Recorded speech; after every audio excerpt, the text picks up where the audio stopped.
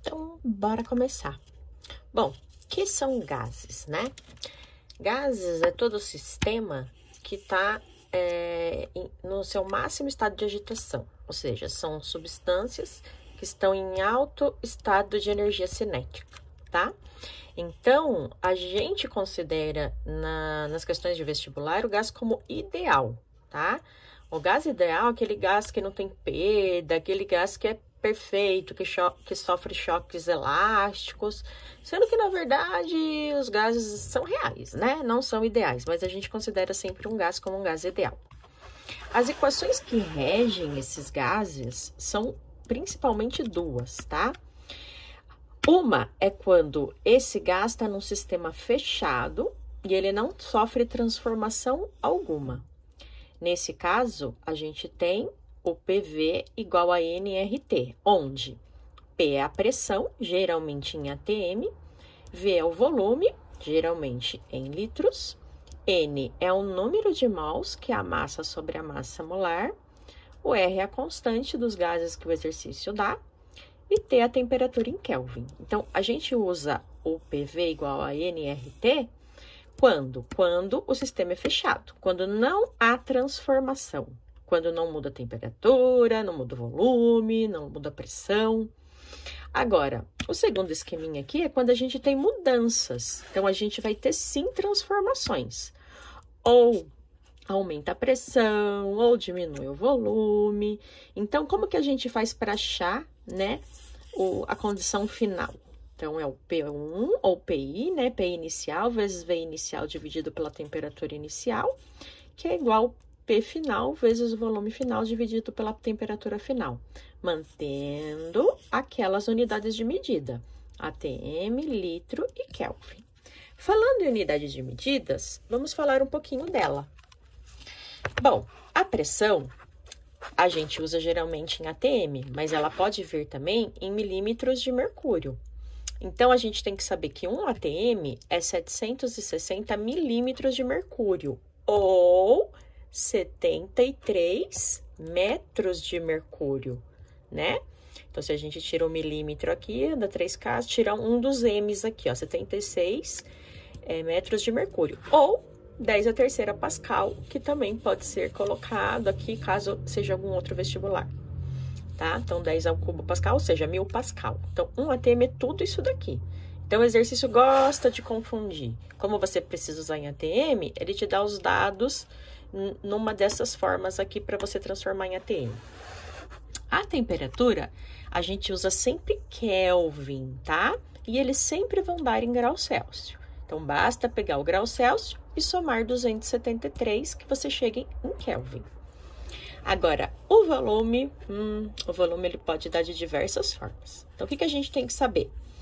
A gente tem que saber que 1 metro cúbico é 1000 litros, tá? E 1 metro cúbico também é 1000 decímetro cúbico. Então, o 1000 litros e 1000 decímetros cúbicos, ou seja, litro e decímetro cúbico, é 1 para 1. Ou seja, 1 litro também é 1 decímetro cúbico, tá bom? Que mais que é 1 litro? 1000 ml. E também é 1000 centímetro cúbico. Por quê? Porque 1 ml é igual a 1 centímetro cúbico. Então, de novo, 1 metro cúbico é 1000 litros. 1000 litros também é 1000 decímetro cúbico, ou seja, 1 litro é 1 decímetro cúbico. 1 litro ou 1 decímetro cúbico também é 1000 ml, que também é 1000 centímetro cúbico. Por quê? Porque 1 ml é igual a 1 centímetro cúbico.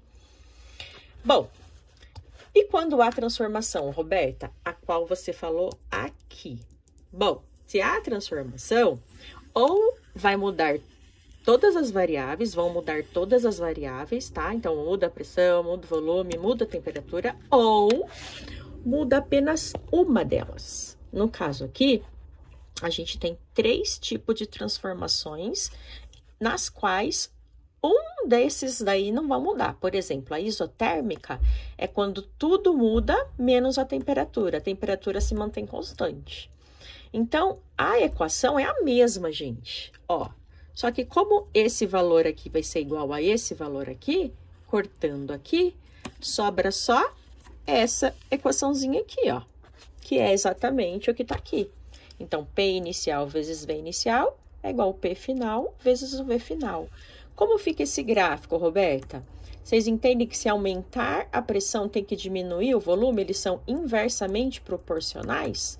Então, o gráfico a gente chama de uma isoterma, né? Que é o gráfico onde, em qualquer ponto que eu pegar aqui, ó, eu tenho a mesma temperatura. Isobárica. Isobárica vem de bar. Pense em bar aqui, ó. Bar é a unidade de pressão, tá? Então, a isobárica é quando a pressão é constante. Então, de novo, eu venho aqui, ó. Se eu tirar o P daqui e o P daqui, porque é igual, o que vai sobrar? Os V's e os T's. Aqui, ó. VI sobre TI é igual a V final sobre T final. E dá para perceber que se eu aumentar o volume, eu também tenho que aumentar a temperatura, porque eles são diretamente proporcionais. Portanto, a gente tem uma curva ascendente aqui, entre volume e temperatura. Se eu aumentar o volume, também aumenta a temperatura. E a gente também tem a isocórica, que também é isovolumétrica, onde eu tenho volume constante. De novo, de acordo com a equação geral, eu posso tirar o volume, fica só P com o T. Então, P inicial dividido por T inicial é igual a P final sobre T final. A mesma coisa da de cima, elas são diretamente proporcionais. Então, o gráfico P versus T, ela é uma ascendente. Quando aumenta uma, aumenta a outra também. Bom, também cai sobre a densidade gasosa, tá? Então, o que é a densidade de um gás? Como que a gente mede a densidade de um gás? Densidade geralmente é massa sobre volume. Aqui também continua sendo massa sobre volume. Só que quando a gente fala de gases, massa de um gás está relacionado com diversas outras constantes. Então, a densidade de um gás é a sua pressão vezes a sua molalidade. O que é a molalidade de um gás? É a massa sobre o número de mols. Então, é grama por mol. Dividido pelo R, que é aquela mesma constante, vezes a temperatura, que também é em Kelvin, tá? Então, essa daqui é a equação da densidade do gás. Tem que decorar?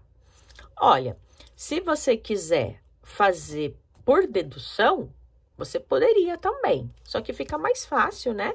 Que a densidade é a pressão vezes a molaridade dividido por R, que é a constante, vezes a temperatura, tá?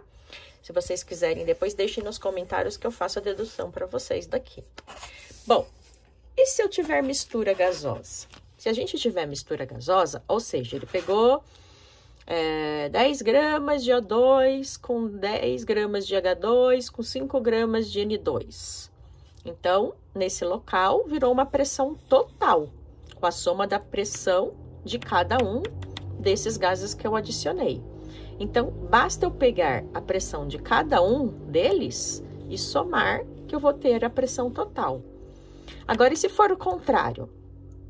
Ele der a pressão total e pede a pressão parcial, ou seja, a pressão do 1, ou a pressão do gás 2, ou a pressão do gás 3. Como que a gente faz para achar essas pressões individuais, caso ele dê o contrário, ele dê a total?